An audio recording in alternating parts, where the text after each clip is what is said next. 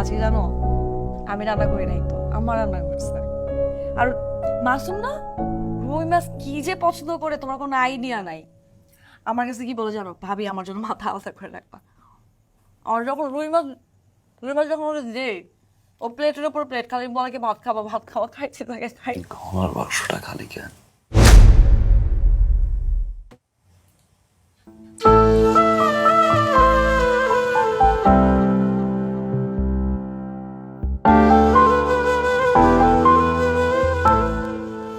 অনেক শখ করে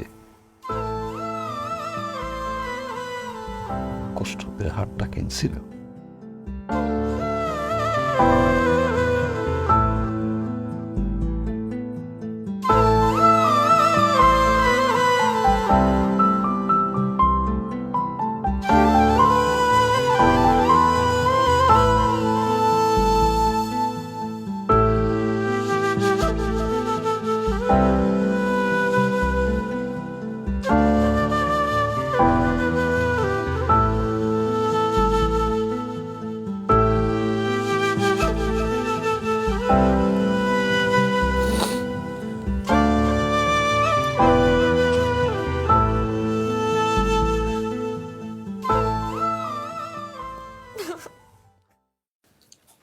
মাসুম আইলো না?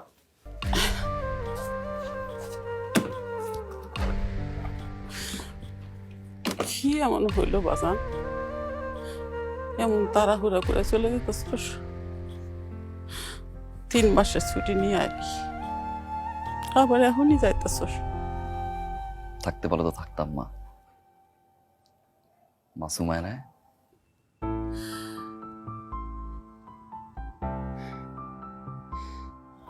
3 বার ফোন দিছি হারামজাদারে, আসি নাই। বাজান আজকে শুক্রবার তো, ওর দোকানে মনে অনেক চাপ, হেলে গাইতে পারি না। তুই এবার এটা নিয়ে কোনো মন খারাপ করিস না। ও কইছে তুই যাইতে যাইতে ও তোরা ফোন দিব।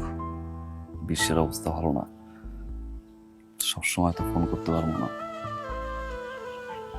কিন্তু ফোন করবো। তোমার বলতে গেলে একটাই চাও না, সবাই মিলেমিশে থাকবো, সুখে থাকবো। ডাবল শিফটের কাজ না, 18 ঘন্টা 19 ঘন্টা কাজ, ঘুমানোর সময় পাই না, শরীর ব্যথা গা ব্যথা। একজন প্রবাসী সে যে কত কষ্ট করে, কত স্যাক্রিফাইস করে তার পরিবারের জন্য, তো সে জানে। সব কষ্ট ভুলে যায় বাঁচানো, যখন ভিডিও করে দেখি তোমার সবাই হাসি মুখে আছে, তোমাকে যার যা লাগে সব আমরা জানো। জানি না কবে আবার হাসি না, পূরণ করো সবার সব চাহিদা পূরণ করো। মা,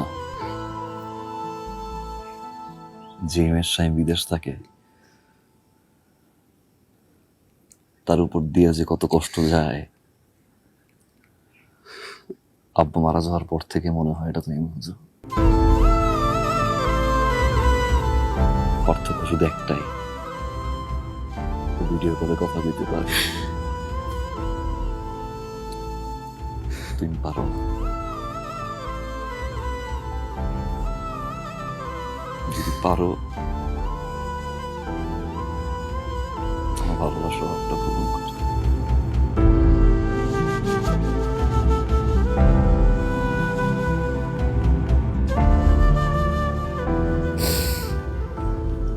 যাই মা, ফ্লাইটের সময় হয়ে গেছে, পাসপোর্ট সব ঠিক আছে, আমি